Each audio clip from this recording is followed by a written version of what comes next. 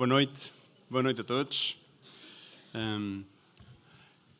Obrigado por serem tão pontuais. Eu estava aqui a ver se esperava até às 9h15, porque pelo menos um quarto de horazinho de atraso, mas pronto, já está tão composta a sala que vamos mesmo começar. Escusamos de acabar tarde.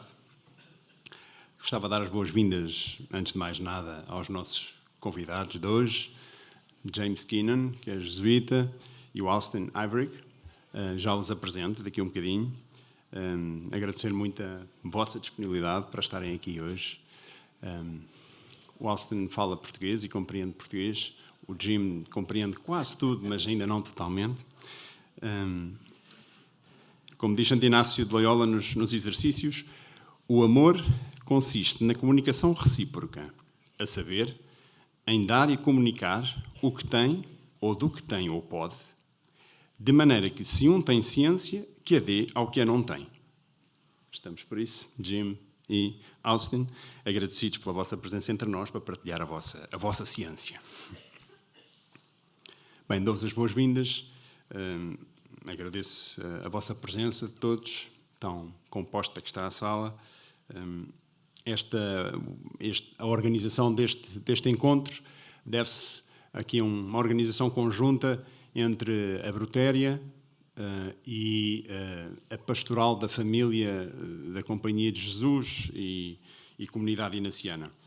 A Brotéria, para além da revista, tem vindo a organizar inúmeras atividades, inúmeras iniciativas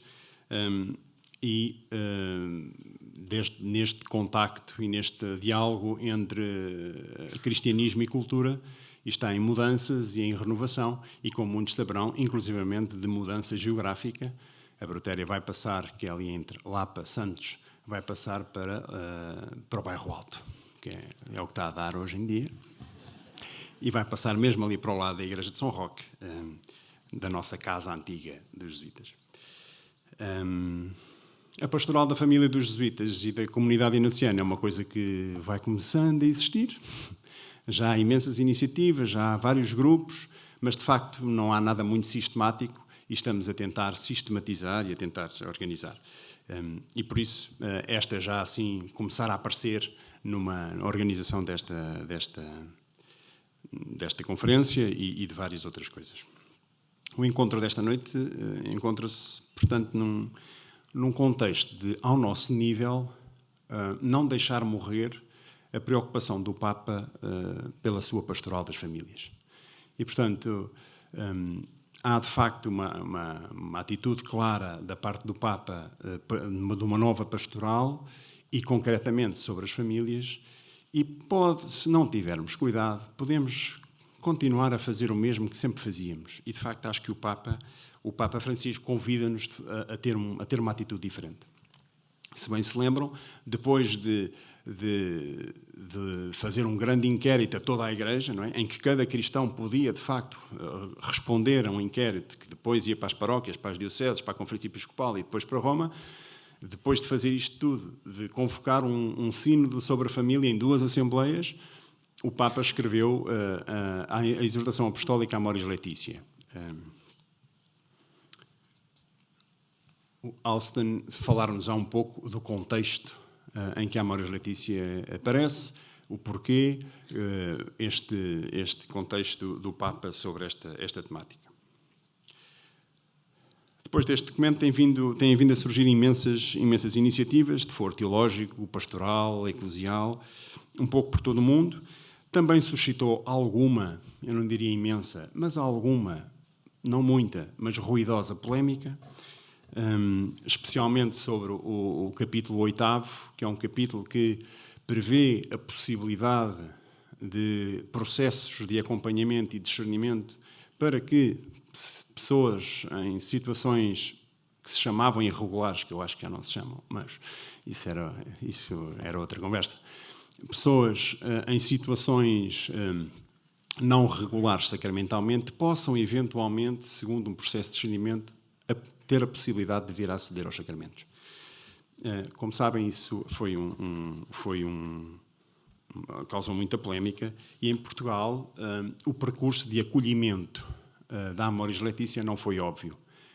O Jim Keenan falará do acolhimento que a Amoris Laetitia tem tido no mundo, está muito bem informado sobre isso e ajudar-nos a ver.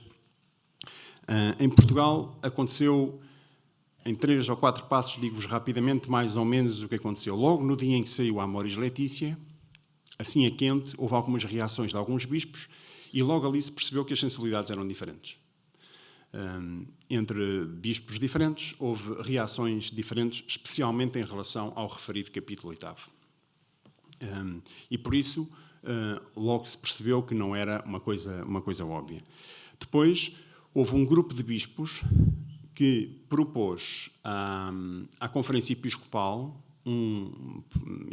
redigiu um documento e propôs à Conferência Episcopal esse documento como a ser um documento a pôr em prática a atitude pastoral da Amoris Laetitia por toda a Igreja Portuguesa. A Conferência Episcopal, enquanto tal, não aceitou, achou que não estavam todos de acordo e não havia acordo, como digo, havia sensibilidades diferentes e propôs que cada bispo na sua diocese optasse pelo processo que achasse mais adequado.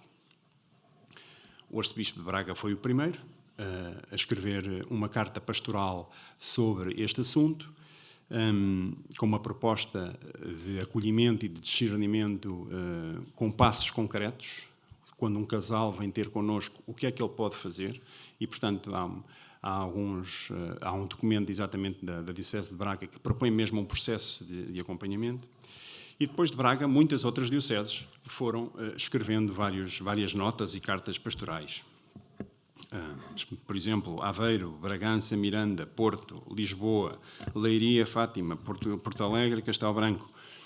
Outras não escreveram exatamente uma carta ou uma nota sobre isto, mas incluíram nos seus planos anuais pastorais que atitude ter em relação à família, pastoralmente falando.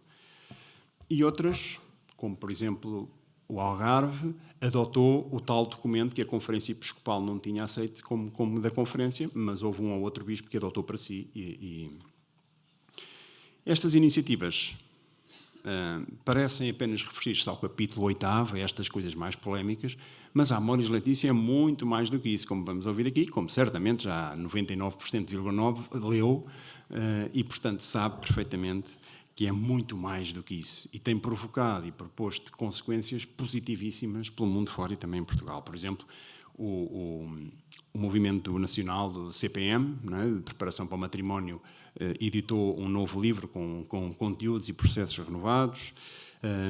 Alguns movimentos de âmbito de acompanhamento matrimonial e familiar têm de facto renovado as suas leituras e as suas atividades.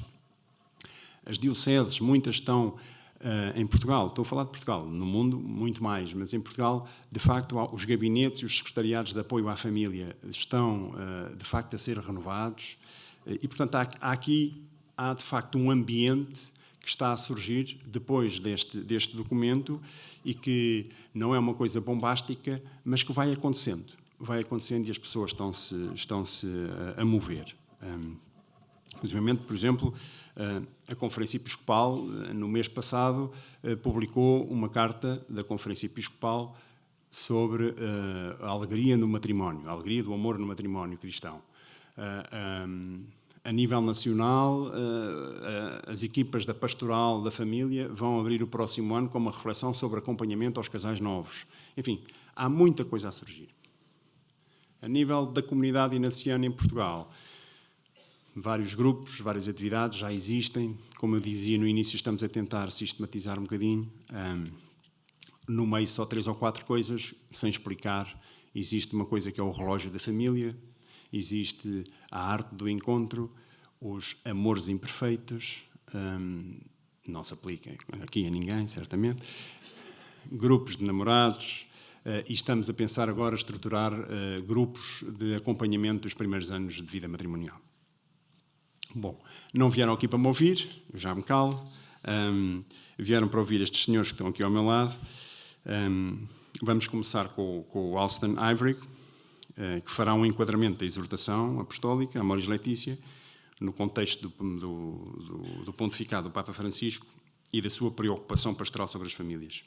E, seguidamente, daremos a palavra ao Padre James Keenan, que nos vai falar do texto e do modo como a exortação tem sido acolhida no mundo e de outros pontos concretos do texto.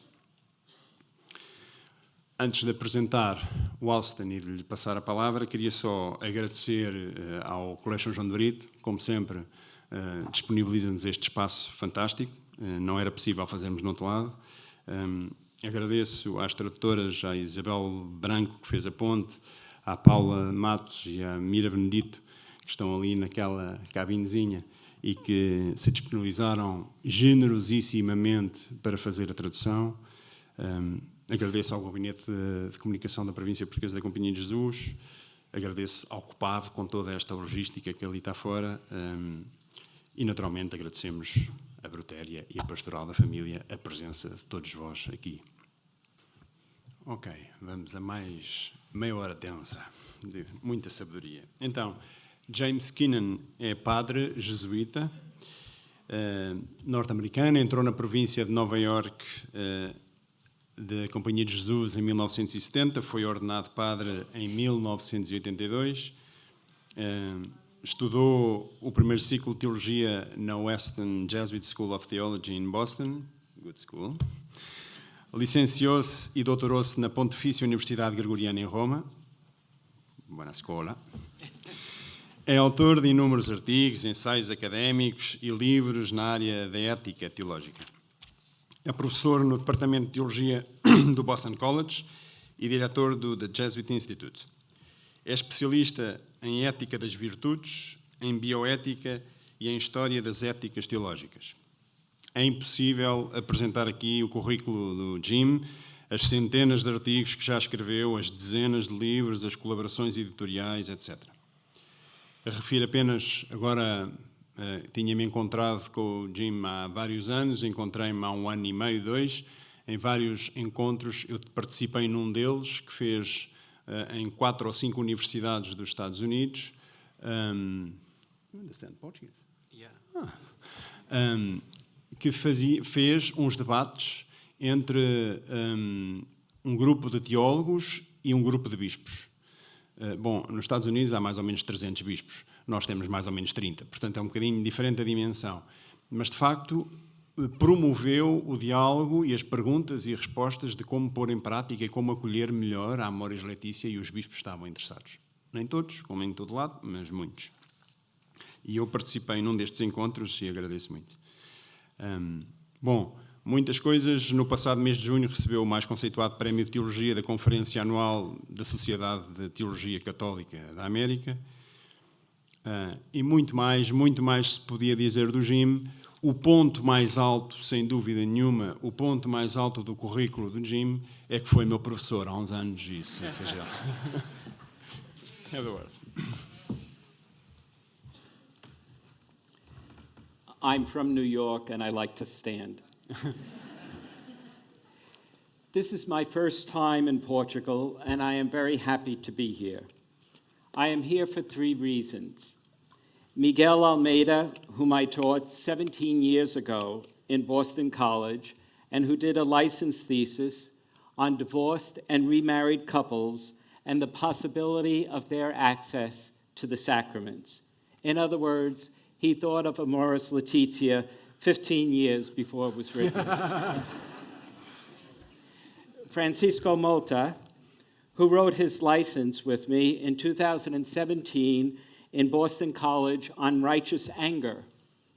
I saw it this afternoon when he got some news about something. And now has coordinated this beautiful new center that will open before the end of this year.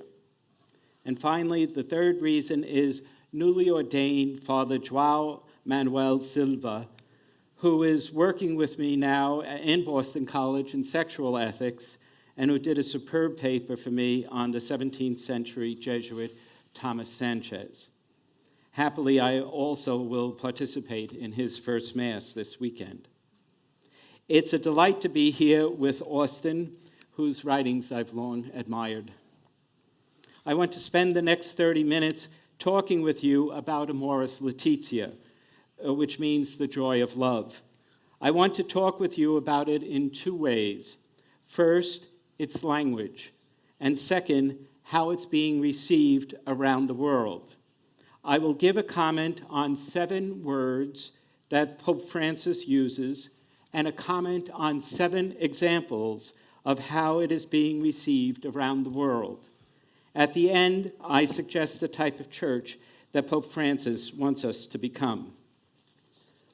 The language of Pope Francis has been so revolutionary that 2 major journalists edited a book called A Pope Francis Lexicon. Think about it. The lexicon was an introduction to understanding these basic concepts that he uses, most of which were in Ignatian Jesuit ways of proceeding. Let's look at 7 of these words. First, pastoral. Amoris Laetitia represents a change in pastoral practice. That is, the living out of the church's identity. The word pastoral is key because the church lives out her identity by her pastoral practice. Here, a new understanding of the church is emerging as deeply pastoral. Nothing less is at stake. The word pastoral connects Vatican II and Pope Francis. Why? Because first, Vatican II was the Council of Pastoral Teaching. Second, because Pope Francis is implementing now the pastoral reforms of Vatican II. And third, because Pope Francis is necessarily the Pope who leads by his pastoral teaching. The Second Vatican Council was definitely a pastoral council, but that meant that it dealt with the very meaning of the church.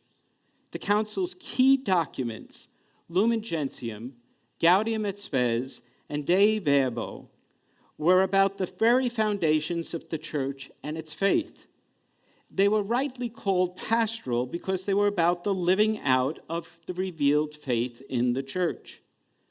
Since the letter to the Ephesians, we teach that marital relations reflect the life of Christ's commitment to the church.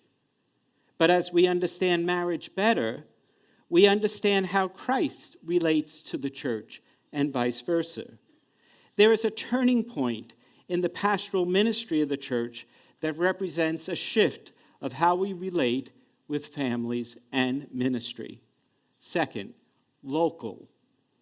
Within the pastoral teaching of Vatican II is an appreciation for the local church. Before the council, we understood the church to be universal. That is, the church was the same everywhere. The clearest example was that the Mass was in Latin everywhere. But with the council, we let local churches have their liturgies in their local languages. In this change, we realize that Catholics are not interested in a church that is either or, that is either universal or local, but rather a both-and church, that is both universal and local. It's basically the same Eucharistic liturgy everywhere, but it uses local language and local text. The council was mindful to speak of the church as universal in its local life. Today we see one local church after another defining how it will address the exhortation summons to respond to families today. Those different implementations, like the different translations of the liturgy, are not foreign to the idea of the universal church, living with the local churches, keeping the local and the universal one in its union. Thus, the exhortation has put into motion how each local church will address its pastoral care for families and leaves for the churches even the decision regarding the reconciliation of divorced and remarried Catholics seeking to receive Holy Communion. 3, Synod. In December 2015, the late Cardinal Karl Lehmann from Germany declared that Pope Francis has, quote, given the bishops' synod back its freedom, arguing that the church's synodal structure must be strengthened at all levels. Layman noted that Pope Francis had made repeated appeals for a synodal church. For Layman, this notion of synods was more important than possibly holding a Third Vatican Council. On the 50th anniversary of the Synod of Bishops, Pope Francis stated, "The journey of synodality is the journey that God wants from his church in the third millennium. A synodal church is a listening church, aware that listening is more than hearing. It's a reciprocal listening in which each one has something to learn," a lot like what Austin was saying toward his conclusion there. We should remember that the apostolic exhortation, Amoris Laetitia, was born of these two synods. The exhortation is the Pope's response to this reinstituted practice of the church. That is why I argue that Amoris marks the turning point of the church's pastoral practices, which is the turning point of the church itself. What does a synod do? This is a key question, and the answer is short. A synod discerns. That is, the language of synod leads us to the language of moral discernment. Let me explain. The paradigm, or the original model of moral discernment, is found in the church's first synod, the Council of Jerusalem, in the 15th chapter of the Acts of the Apostles. The account is very much foundational for any understanding of the synodal gatherings which exercised moral discernment. Acts 15 begins with a problem. People from Judea are teaching, unless you are circumcised according to Mosaic custom, you cannot be saved. But the Gentiles are asking, is this really necessary? Is circumcision necessary for salvation? How is the church to resolve this? Fundamentally, they do this by listening to the witnessing of Peter and then to Paul and Barnabas, who narrate the acts of God through the Holy Spirit. They witness to the signs and wonders God has done with them. We don't have time to go into all the intricacies of the Council of Jerusalem, but by that synod, the church in Jerusalem was led to the discernment by and through the Holy Spirit. There was engagement and testimonies, all in the context of prayer, and eventually the discernment is completely effective when the decision is promulgated and received. Like the issue of circumcision being entertained by the apostles at Jerusalem, the cardinals brought to the synods the questions of marriage, of family, of divorce, and remarriage. Finally, through the synod's search for an answer from the Spirit, the church hears in Pope Francis' exhortation a call to move ahead. Finally, by collegial listening, the synodal approach of moral discernment is taken. Unless we think that synods are not going to be a regular occurrence, there was the Synod of Young People, the Faith and Vocational Discernment, in October 2018, and next October, the Synod of the Church in the Amazon. Moreover, many local bishops are imitating, as we will see, the Bishop of Rome by hosting their own synods. 4, conscience.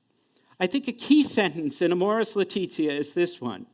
We have been called to form consciences, not to replace them. I love that. I'm an ethicist, so. We have been called to form consciences, not to replace them.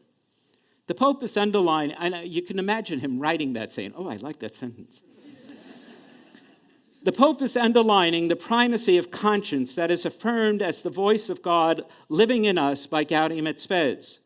Unfortunately, in our culture wars of the past, people discussed conscience precisely when they had an argument with the church. But we need to understand that we are always to follow our conscience. Without it, we have no moral guide. First, we need to understand that true conscience only functions with humility. Why humility? Many of us encounter our experiences of conscience for the first time when we have a guilty conscience. Think about it. This volume's written about this, but between about 20 and 25 years of age, most adults have an experience in which someone tells us that we should have acted otherwise, that what we did or what we failed to do was wrong. And the person telling us is our own troubled selves. The first experience of conscience is a strange one. We discover a voice in ourselves that is troubled, unsettling, and guilty. To have a conscience is to recognize one's own guilt. Why? A guilty conscience helps us to see that not everything we pursue is good. Therein is the awakening of conscience, the humble willingness to submit our choices to that capacity to judge. Second, when we discover our sinfulness, we discover our freedom. We may think we are guilty, but it's not until we admit it that we begin to see how wrong we were. Until we make this admission that we were guilty, until we say it was my fault, we remain behind artificial blinders. In the acknowledgement of our culpability, we are gifted with an illumination by which we understand first what we did, but second, what we could have done. The confession of our sinfulness lets us recognize that we could have acted otherwise. Until we have that illumination, we are trapped by an understanding of ourselves as weak and constrained, a convenient stance that literally keeps us from being responsible. When we realize in grace that we had the chance to act otherwise, then the excuses that we proffer are merely, excuses. The honest and full confession of sin makes us realize that the disordered and prideful trajectory of our personal and social history can be changed. Third, though deeply interior, the conscience is the key to our relationships with others, our world, ourselves, and our God. I believe that it's precisely a humble conscience that helps us to appreciate our relationship to others. If we define humility as knowing our place in God's world, then as we discover our place in God's world and our relationships therein, we can begin to form our consciences by entering into a journey that only strengthens our capacity to hear the word of God and keep it. Finally, humility keeps us grounded. Inasmuch as the word humility derives from humus, meaning soil or dirt, humility keeps us close to the moral terrain in which we find ourselves. A humble conscience keeps us alert to our environment, our neighbor in need, our own responsibilities, and the need to take account of the future and its challenges. Make no mistake about it. Conscience is not infallible. In fact, as Vatican II's Gaudium et Spes reminds us, we frequently err. But we can get to the truth only through conscience. Humility, then, is constitutive of the Christian quest for moral truth, because in truth we are always learning and opening ourselves to correction. For Catholic Christians, this process is assisted by prayerful participation in the life of the church, particularly by attention to the preaching of God's word and the reception of the sacraments. Let me close this section with an extraordinary text from Amoris where the Pope discusses conscience.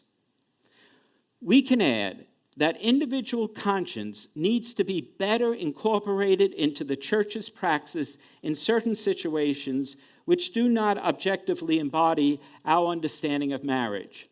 Naturally, every effort should be made to encourage the development of enlightened conscience, formed and guided by the responsible and serious discernment of one's pastor, and to encourage an ever greater trust in God's grace. Yet, conscience can do more than recognize that a given situation does not correspond objectively to the overall demands of the gospel.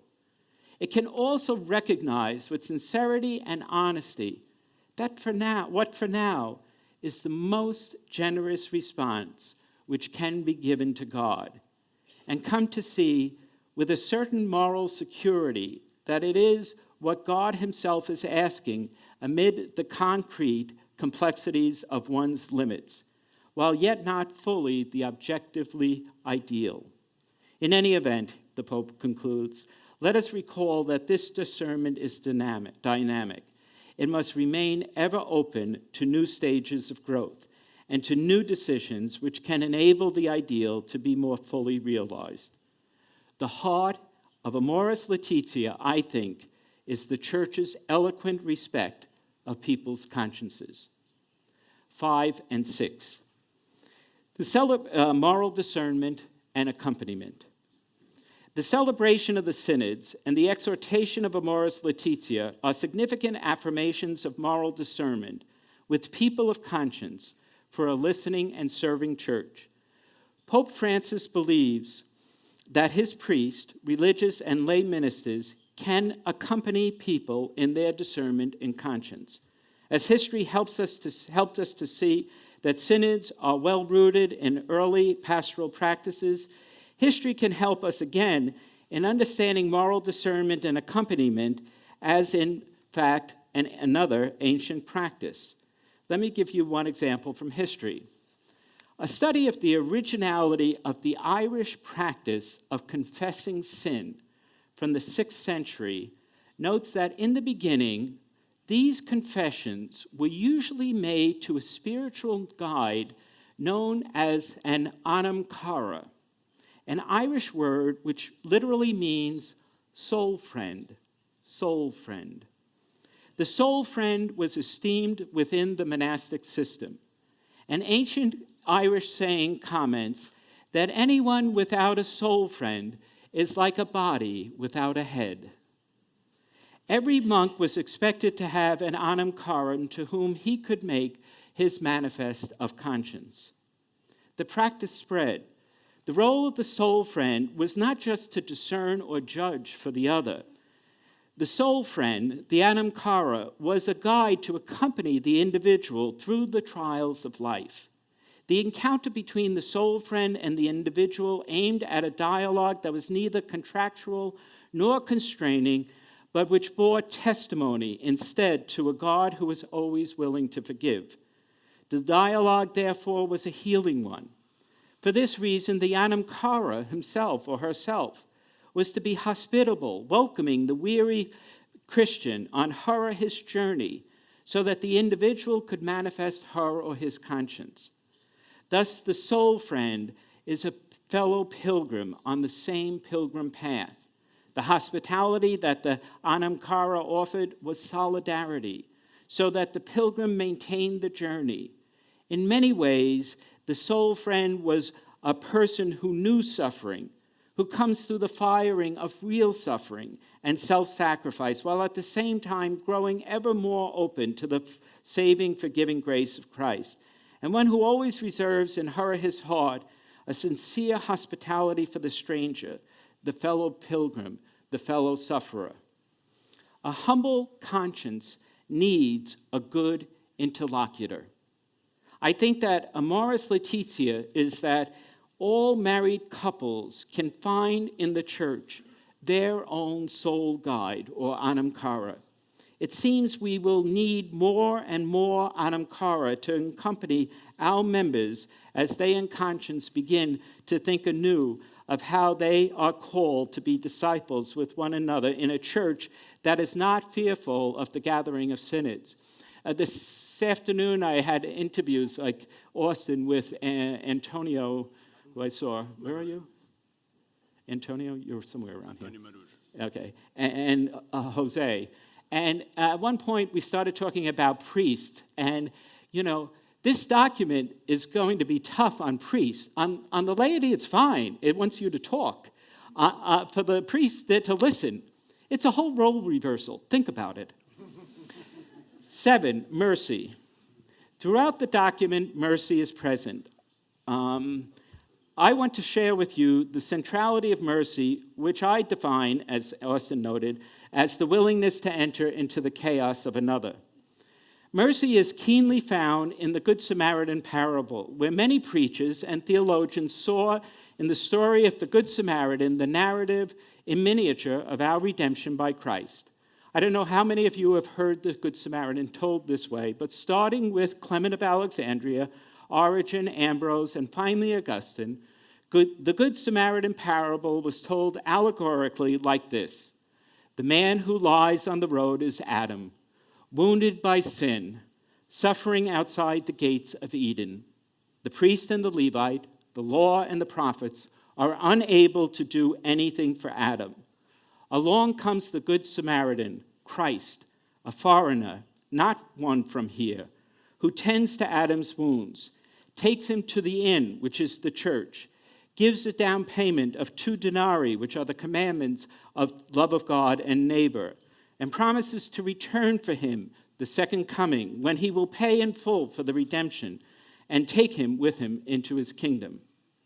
We need to know that what Christ has done for us then before we can do anything for others. Similarly, when married couples learn to discern from those who accompany them, then they must in turn accompany others.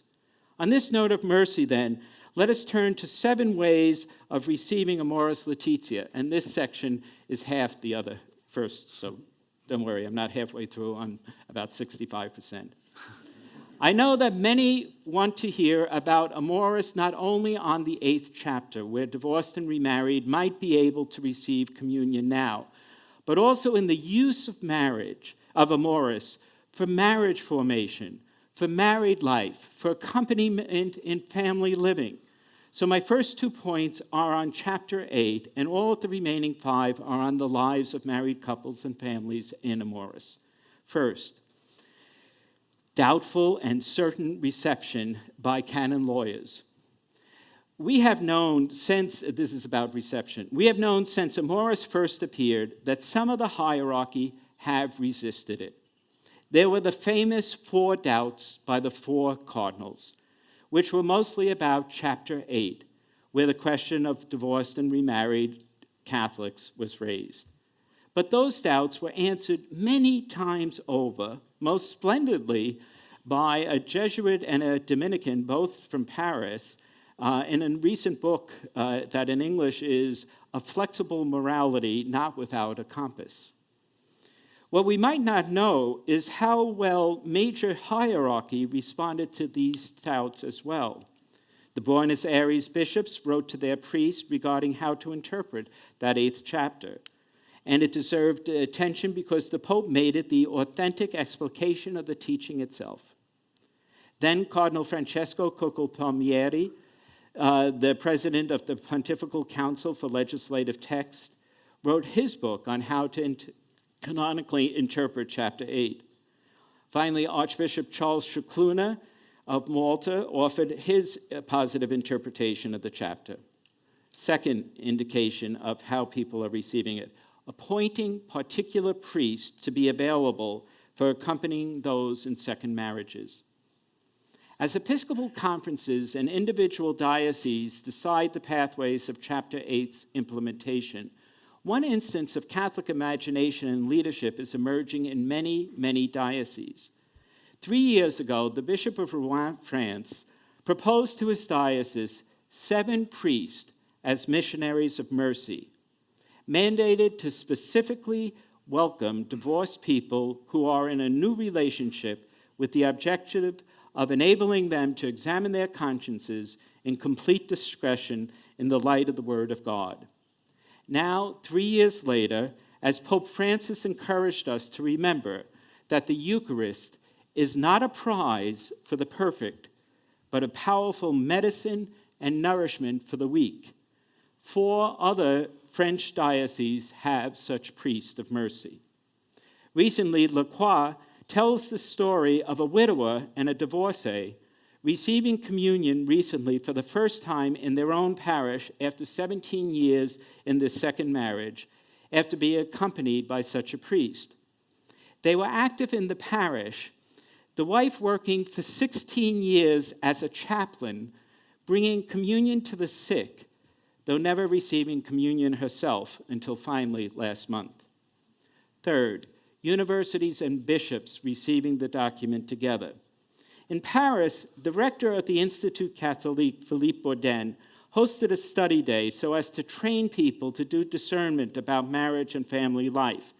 In an impressive display, Bourdin invited Cardinal Archbishop of Paris, André Vantois, to the study day, who warned against an appreciation for the double danger of the call of discernment, wherein we become either solely fixed on our own situation or espouse vague generalizations as a panacea for everyone.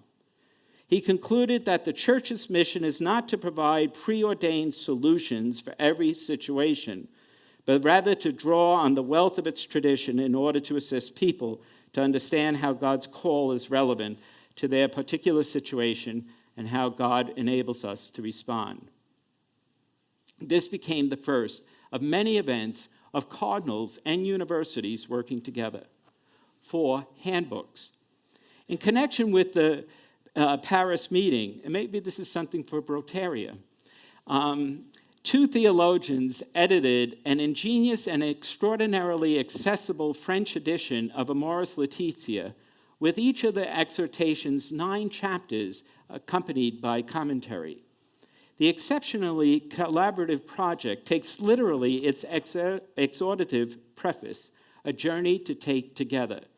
It is extraordinarily user-friendly, ideal for parish communities, classrooms, and individual use. 5, bishops helping other bishops to get on board. Probably the biggest problem with Amoris Laetitia is not the laity. It could be the priest. Priest? Could be the priest. Could be.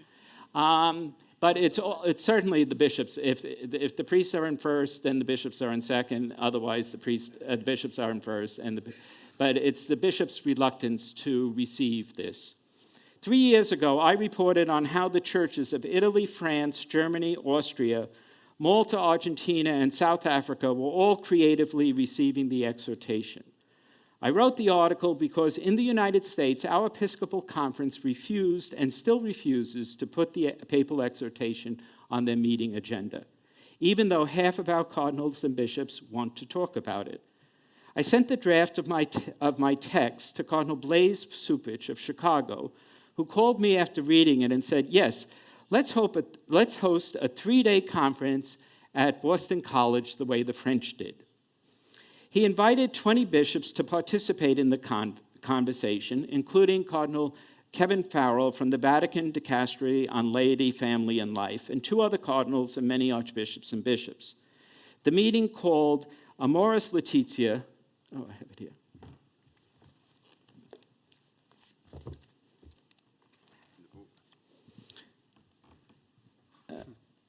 Amoris Laetitia, New Momentum for Moral Formation and Pastoral Practice, published the collected talks.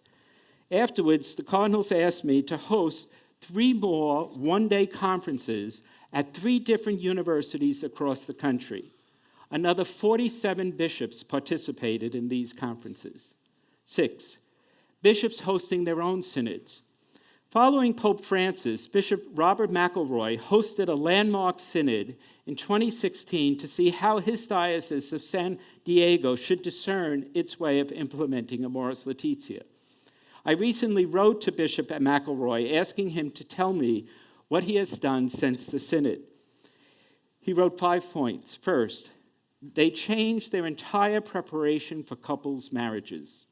Our new model is catechumenal in nature and provides mentor couples to accompany the engaged couple through engagement and the early years of marriage. About half the engaged couples pick a mentor couple from their family or friends. The other half receive mentors who have been formed by the parish. This has the advantage of having mentors who can integrate engaged couples into the life of the parish. Then, second, a specific office for spirituality in marriage and family life. Because in the synod we found that the spiritual and prayer lives of young families are greatly diminished. Our initiative seeks to renew and create spiritual ties with God and the church. 3, the synod concluded that just as gay and lesbian men and women are members of God's family, so they are members of so many of our families in our diocese and must be welcomed as family equally into the life of the church. 4, then we had a major speaker visit us to provide 3 days of input and reflection for all of our priests on the deep notion of listening to the consciences of others that's found in Amoris Laetitia and in the church. And then we integrated conscience much more deeply into our curriculum of Faith Formation Institute for adults and into our vibrant young adult ministry. Finally, we encouraged every parish to establish a committee on marriage and family life. Today, he writes, we are surprised that there was no model that emerged for these committees, even in a general sense. Each parish committee adopted a structure and priorities rooted deeply in the demographics, history, and perceived needs of families in that particular community. And seventh, finally, a local word from Braga. Braga's bishop, de Jorge Ortega, sent to his diocese a pastoral letter on Amoris in December 2017, building the house upon the rock. Writing about the formation of engaged and married couples, he directed his priest, I think, in a major way. The way of mercy, he wrote, calls for the pastoral charity of the priest who welcomes the faithful, listens attentively, and shows them the face of the church.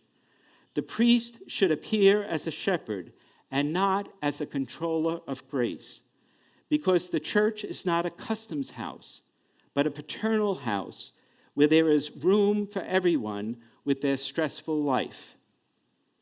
The entire tone of this beautiful document is a pastoral application of Amoris Laetitia, an exercise of mercy, a willingness to enter into the chaos of our lives. That seems to me the lesson that we can learn here in Portugal and throughout the church. Thank you.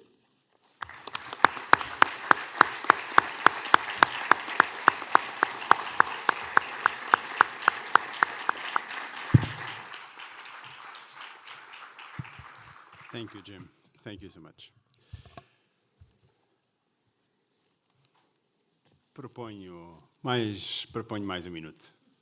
Quem quiser ir pensando ou tomando alguma nota, fazendo alguma pergunta, sinta-se à vontade. Estão duas ou três pessoas em pé, com papel e caneta, se precisarem. Ok, vê-se bem que estamos a lidar com a pontualidade britânica e o pragmatismo americano. São 10h30 da noite, exatamente, acabou 1 minuto antes da hora prevista. E nunca aconteceu nesta casa, certamente, né? Pelo menos nunca, raramente na minha vida. Mas agora temos, por isso, meia hora para perguntas, mesmo que, como eu disse no início, sintam-se à vontade para pôr as perguntas que acharem ou alguns comentários, como disse o Jim. Sim, as perguntas podem vir e devem em português. Não têm que escrever em inglês.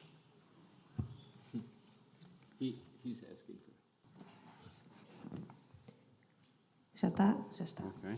Considera que a rota romana... É para quem? Desculpa. Não está dirigida. Portanto, Padre Miguel depois decide. Considera que a rota romana tem tido o devido acompanhamento e formação conforme a encíclica Alegria do Amor, o que falta fazer a esse nível? Rota romana. Do you understand? A rota romana, o Tribunal Eclesiástico. A rota romana. Oh, the Brotéria. Do you think that they have already the information? Yeah. Yes. I mean, my point of saying how those questions were answered, the doubts, was that when Coco Palmieri... Who is Coco Palmieri? I mentioned him earlier in my talk, if you were...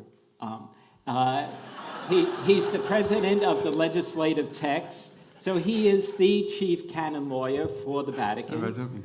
And yes, he is the chief canon lawyer for the Vatican, and he ruled that he wrote about the entire 8th chapter in a book supportive of Pope Francis. And then Charles Scicluna from Malta, who is now the second in charge of the Congregation for the Doctrine of the Faith and the leading canonist there, he too has come out with a statement, a major statement in support of Amoris Laetitia, and in particular of chapter 8. So the two leading, other than one of the main opponents, the American Cardinal Burke, the other two major figures in Rome are Scicluna and Coco Palmieri, and both of them actually wrote books on the occasion of Amoris Laetitia in support of it. So yes. Como podemos ter a garantia da eficácia e do discernimento através de uma relação com um bispo ou um padre? É verdade que, em última análise, deve prevalecer a consciência individual a suportar uma decisão? Well, you're the expert. All right. But can I just also Yes. say that Father Miguel is also also the expert on this, because I mean my sense in talking to him and talking to others involved in this is that ultimately, if the process of discernment is a good one, then you reach the right decision. You reach a decision which produces peace. You know, it's the same way in which we ever work out what is the will of God. So the important thing is that the process of discernment is well done. And Jim was talking about the difficulty that many dioceses have in forming priests who have the capability of this level of accompaniment. But, you know, the ultimate question is who decides? Well, actually, yes, it's the individual conscience in a process of discernment, but accompanied by the church. And the church also, in a way, needs to be satisfied. It's a bit like discerning a vocation. And just to add on to that, as a priest, I would say that hearing confessions, I learned a great deal about listening. And I think that the fact that there are a lot fewer confessions than when I was a younger priest, that today's priest doesn't have that much experience of listening to the faithful. At least in the confession, and you heard something. It's not clear to me that that's actually happening in the life of the church.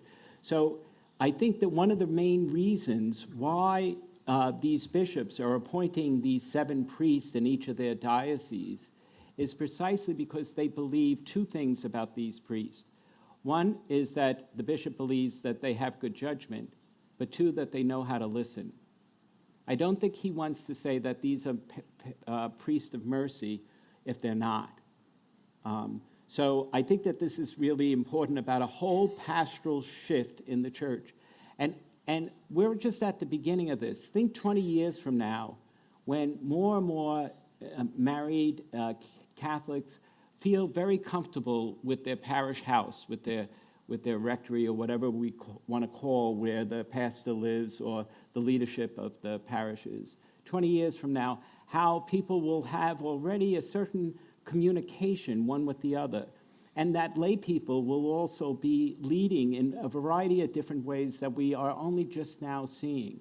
We're at the very beginning, and we haven't even seen how well developed this will be. We're just getting, and moral theologians like directors of different projects in dioceses, like major journalists, we're trying to narrate how this is moving forward. It's moving forward slowly, as it should.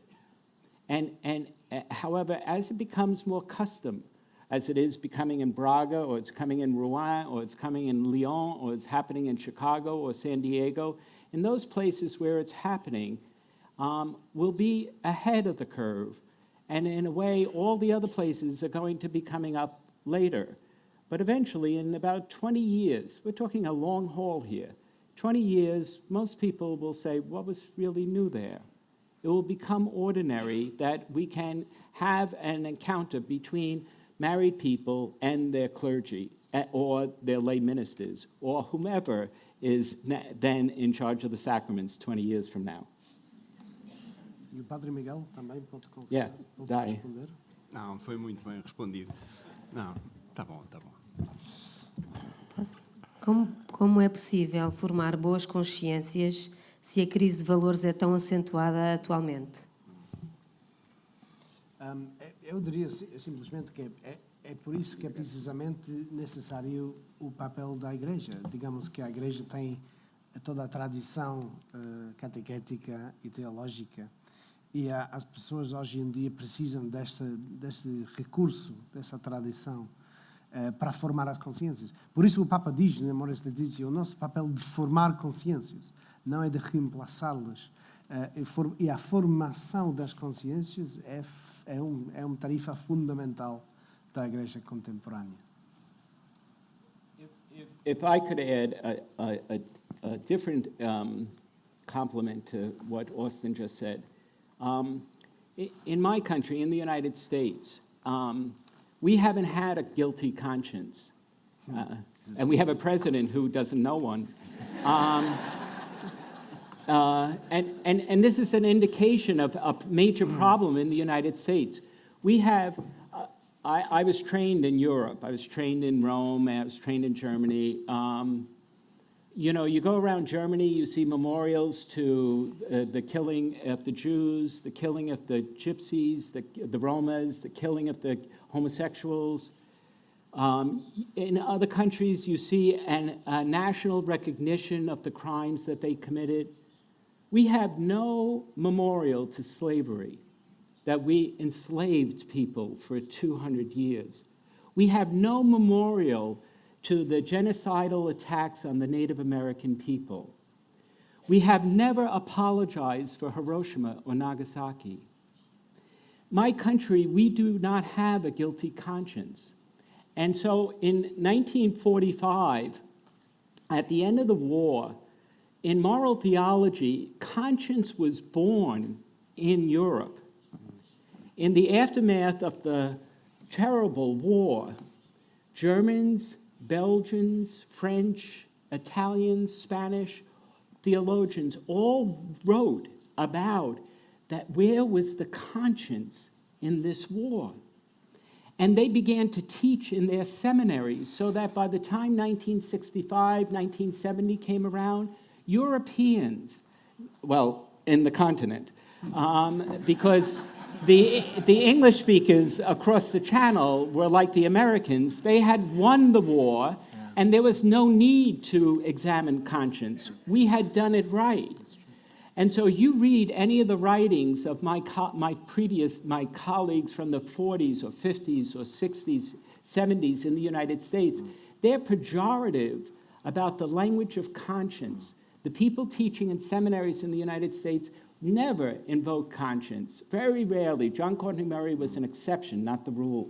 And it's the same in England, it's the same in Ireland, it's the same in Australia, and the English-speaking countries. So when conscience is taught in Europe, it's arising out of the rubble of the war. And people think of conscience as, look what we've done. This is the way I keep myself accountable. In the United States, it erupted during the Vietnam War when young men were saying, I'm not going. And they invoked conscience to refuse the draft. And then in '68, with the Humanae Vitae, Catholics invoked conscience to say they were not going to follow Humanae Vitae. In both instances, conscience was invoked so that I would say, I'm sorry, I have to follow my conscience. The way conscience is used by people is very different. In my culture, we do not, people will say conscience when they're about to walk away from something. I'm sorry, I have to follow my conscience. I say, well, weren't you doing it for the past 24 years? But so when Europeans talk about conscience, it's laden in history. When we talk about conscience, there's no history. Which is one reason why Amoris Laetitia has not been received well in the Anglo-Saxon world. Because we don't know much about conscience. Yeah. Well, it's seen as opting out of the law, whereas actually in the Latin context, the European post-war context, it's actually how we obey the law. It's right. How we don't know how to have a law that says follow your conscience. Right. No. So I'm just trying to make a point that the issue of conscience is that in order to make clear what we mean by conscience, it has to do something like what I tried to do in my presentation, to talk about humility, about the birth of conscience, the evolution of, about moral responsibility, accountability, transparency. That's what conscience is interested in. That's when conscience is vibrant, and that's when conscience guides well. And that's when conscience is finally actually the last resort. So that when a person knows if they're in conscience, it is in my conscience that I stand here before God. End of story. It's not instead of the law. Right. It's beyond the place which the law can't reach. It's in the application of the law, isn't it? Is that, would you agree with that? Yeah. I learnt it from him.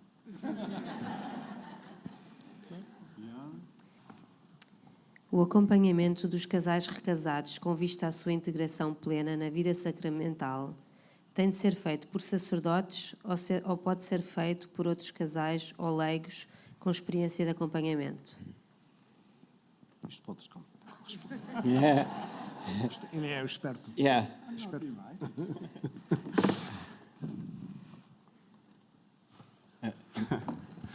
Estou-me a sentir It doesn't observado. require a priest. Ok, então, acho que é óbvio que pode ser feito por várias pessoas, não só por sacerdotes. Penso que a Igreja, especialmente na Europa e talvez especialmente na Europa do Sul, é ainda muito clerical e dependemos do Senhor Padre para tudo.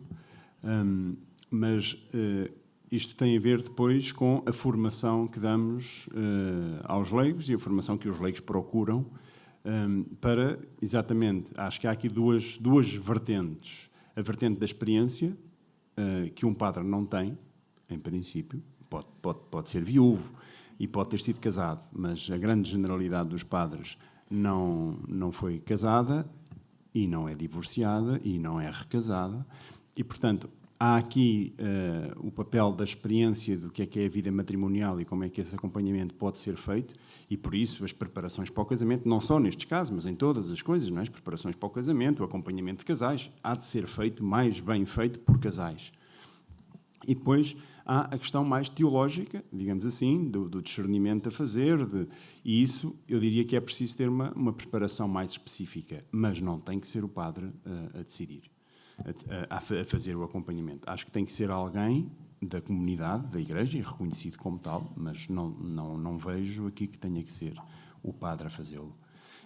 Em algumas dioceses, mesmo a integração total é, por exemplo, no Porto, que a carta pastoral sobre esta questão de reintegração dos recasados na Igreja tem todo um processo escrito que acaba com um documento escrito assinado pelo bispo a dizer esta pessoa está, isto tem meses, esta pessoa está de facto reintegrada a todos os níveis na comunidade e tem mesmo um processo assinado pela pessoa que acompanhou, que geralmente é um padre, mas não diz que tem que ser, e pelo bispo. Noutras dioceses ao padre, ainda está só nos padres, a grande maioria, mas garante que o discernimento tem todos os passos bem dados, mas a decisão última compete ao casal. E, portanto, nem sequer é ao padre que compete a decisão das pessoas serem reintegradas. Ao padre compete ter a certeza de que o processo é bem conduzido. Mas, como digo, não tem que ser um padre, acho que não. Acho que tem que ser uma pessoa com formação, claro. Muitos casais recasados aproximam-se da Igreja para pedir o batismo para os seus filhos. É uma ocasião ideal para acolhermos estes casais. Como deve ser mais bem aproveitada? Yeah. I mean, that is when many people are looking for the occasion to fully participate in the sacramental life of the church. There's something natural about it. And there's something natural about Amoris Laetitia, about talking about reconciliation and reintegration. So, I mean, I think that the question is trying to enter into the rhythm of married life, family life. And the questioner is capturing, I think, the sense of Amoris Laetitia. One of the most furious homilies that Bergoglio ever gave as Archbishop of Buenos Aires. Okay. Eu pensei que estava. One of the most furious. Não, ainda não. One of the most furious homilies. Uma das homilias mais furiosas que deu o cardeal arcebispo de Buenos Aires foi em 2012, quando falou, lhe chegou a informação de que certos sacerdotes não queriam batizar aos filhos de pessoas não casadas. Isto lhe produz uma fúria tremenda, não, contra este fariseísmo, né? E falou de que são estas pessoas que, apesar de toda a pressão da sociedade para abortar, têm tido o filho e têm apresentado o filho à igreja para dizer estamos a pedir o bautismo. E claro, não, este tipo de fariseísmo realmente ele e Amoris Laetitia é, no fundo, um argumento é uma polêmica contra esse tipo de fariseísmo, legalismo. Sendo pai de 4 filhos, ainda por casar, e tendo percebido, talvez mal, que se mencionou a sigla LGBT, pergunto-me qual o ensinamento que a encíclica, a exortação Amoris Laetitia, nos traz. De que modo a Igreja vê esta situação humana? This was from Bishop McElroy in San Diego, who at their synod, when they were talking about families, they were talking about general families, whole families, and that there were members in the family who were gay and lesbian who did not feel welcomed by the church. And so the point is that just as the church is trying to welcome families and divorced and remarried into the church, they should be attentive to the needs of the gay and lesbian members of the community who are not being welcomed.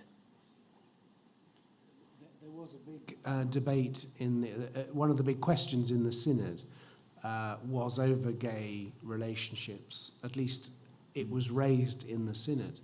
And the question was, could good be found in a gay relationship?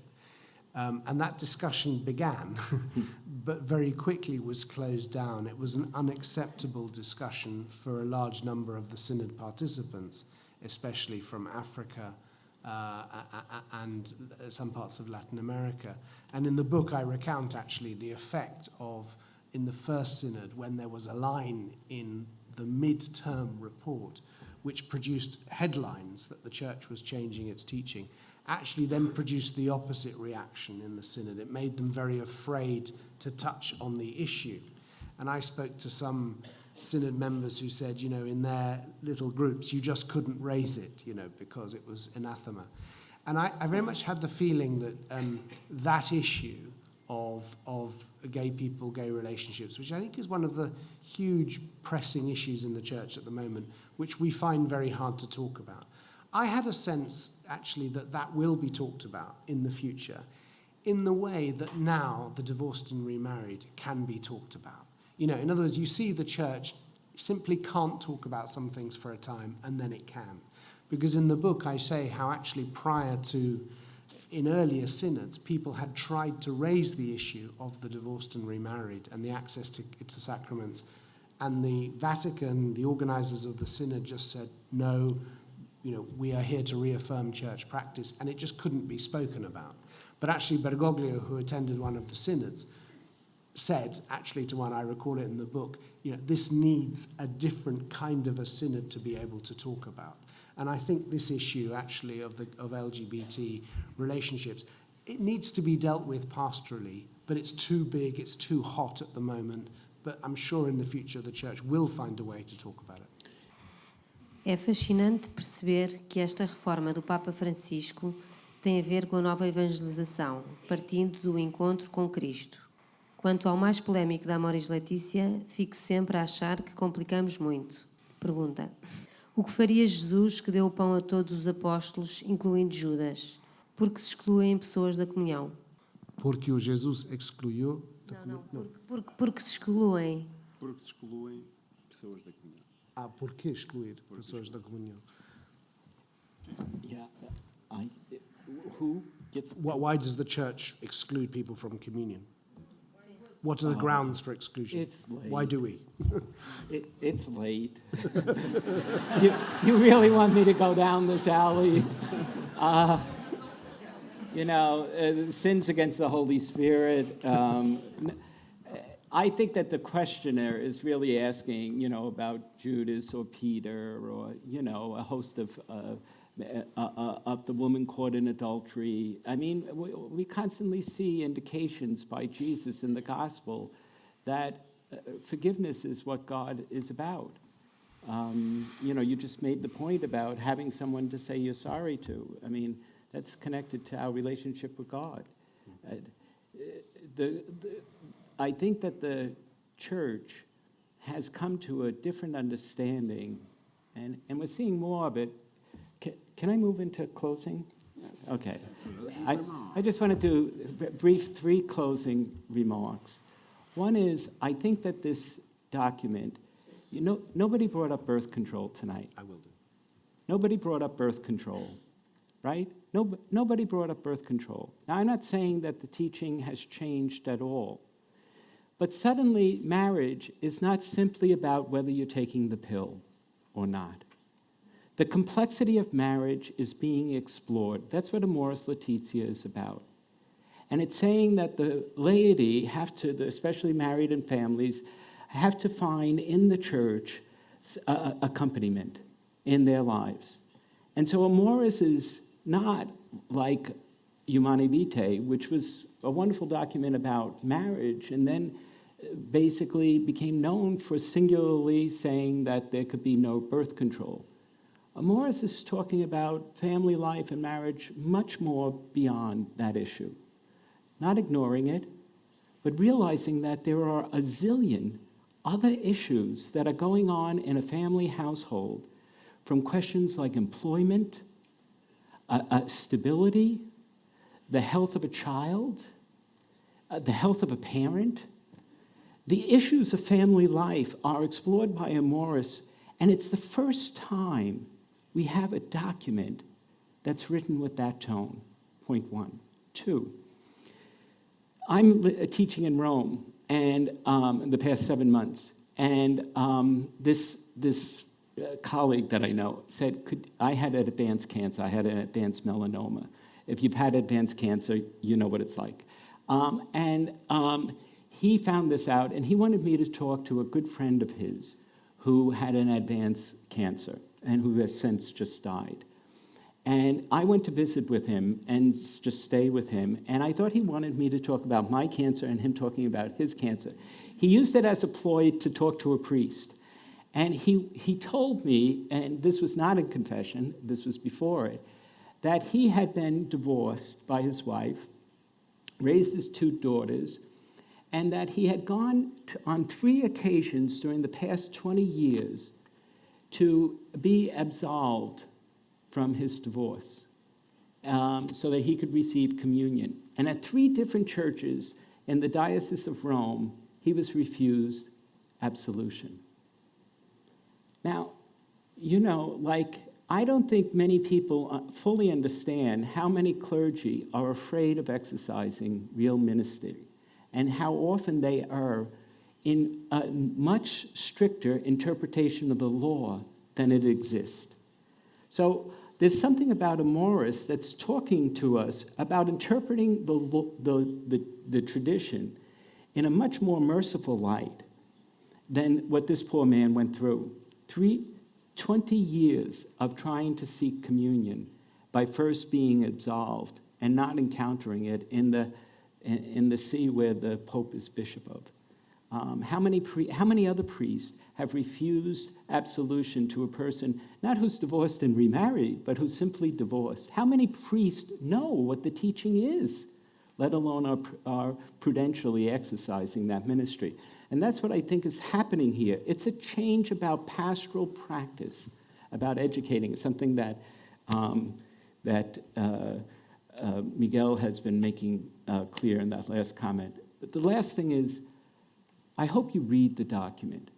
All right, I know some of you have, but there are about 500 here, and I'm not too sure that 500 have read it. And let me just give this as a point. We hosted 4 conferences to get our bishops to come to the meeting so that they would have read the document. And that's what happened. They read the document. They wouldn't have read it if they didn't get invited. And we invited 10 journalists who were writing about Amoris who had not read Amoris. But when they were invited to our conference, they had to have read Amoris. It is a wonderful document.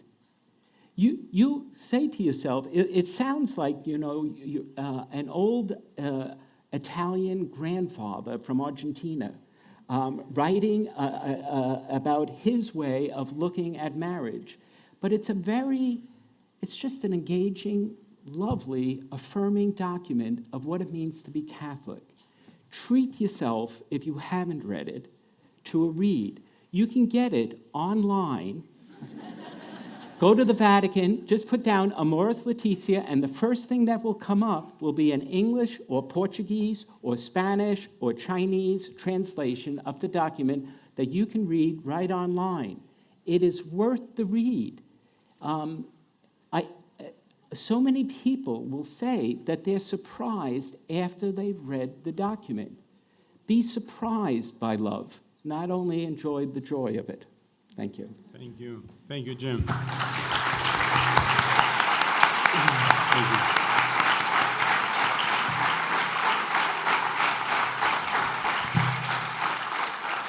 You can also get it for €6 in the lobby from Yes, Jose. The Jesuits was are selling telling it for €6 in the lobby. Good. Well, seeing as we're selling books, I forgot to say that my book is being translated into Portuguese and will be available, published by Vogais next year.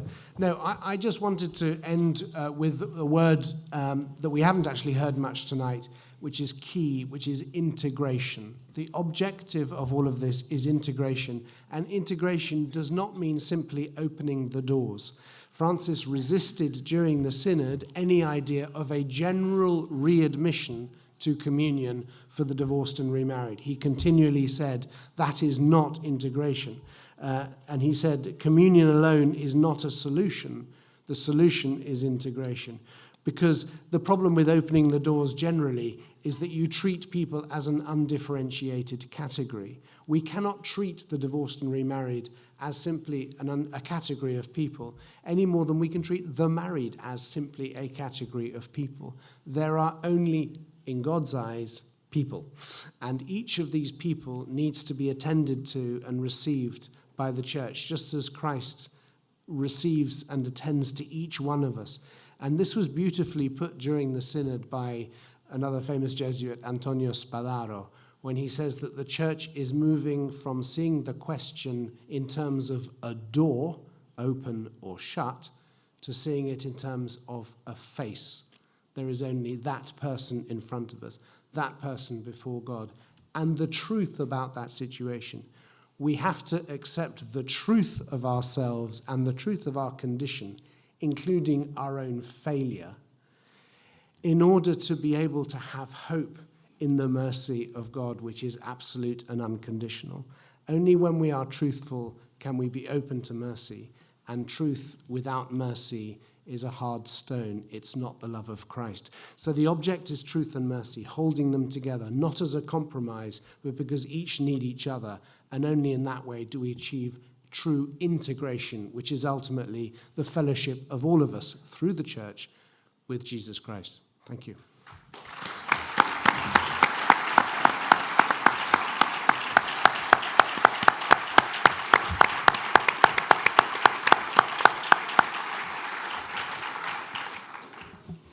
Caros amigos, vá lá, 10 minutos mais do que o tempo, que é uma coisa mais um bocadinho mais latina.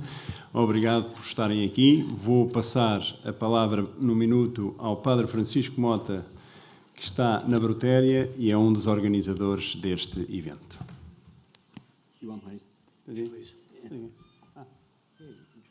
Não, está completo. Completo. Não. Tá. Quero só dizer duas coisas em 2 minutos para acabar. Duas coisas muito rápidas. Primeira é, de facto, é impressionante ver a quantidade de gente que cá passou durante o dia de hoje. Estas organizações dão muito trabalho. Portanto, em nome do Padre Miguel, da Pastoral da Família e da Brotéria, eu gostava muito de agradecer a presença. Mais do que o número, o que significa que há um desejo de aproveitar oportunidades como estas, onde temos dois grandes convidados para falar sobre um tema que é complexo e onde o ambiente é de respeitar a complexidade e de vir procurar dentro da complexidade aquilo que pode ser relevante para a nossa vida de fé, para a nossa vida cristã, enfim, para a nossa vida das famílias. Eu gostava muito de agradecer a presença de todos. Sei que sou um bocadinho o festival de verão, ainda bem que estiveram aqui, mas estamos nessa altura, não é? Em nome do Padre Miguel e meu, muito obrigado por estarem cá. Segunda coisa, muito breve também, como muitos saberão, todos, a Pastoral da Família está a começar agora. A Brotéria está nesta fase de reinvenção. Ali fora temos o Padre Manuel Cardoso, o João Sarmento e eu próprio. Temos de falar um bocadinho mais da Brotéria, se quiserem. No site novo, brotéria.org, onde tem uma série de pequenas informações sobre aquilo que estamos a começar agora. Gostávamos muito que fosse um projeto no qual fossem entrando também. Gostávamos que esta família naciana fosse olhando para a Brotéria, com esta revista que começou em 1902, como um novo espaço cultural que no fim do ano abrirá no coração da cidade para procurar responder a questões como esta, aquilo que tem que ver com a vida do dia-a-dia das pessoas, das famílias, deste encontro que queremos que exista entre a fé cristã e as culturas urbanas contemporâneas. Just a final word, Jim, Austin, it's an absolute pleasure to have you here. I'm sure Miguel will tell you this in private, but it's an absolute delight. It's a rare honor to have two people your caliber the same evening. It's a good thing not to have to be assessed by you in the end of the talk. So it's good to see you here, Jim, without being as a professor. But it's great to have you here, the two of you. So thank you for coming.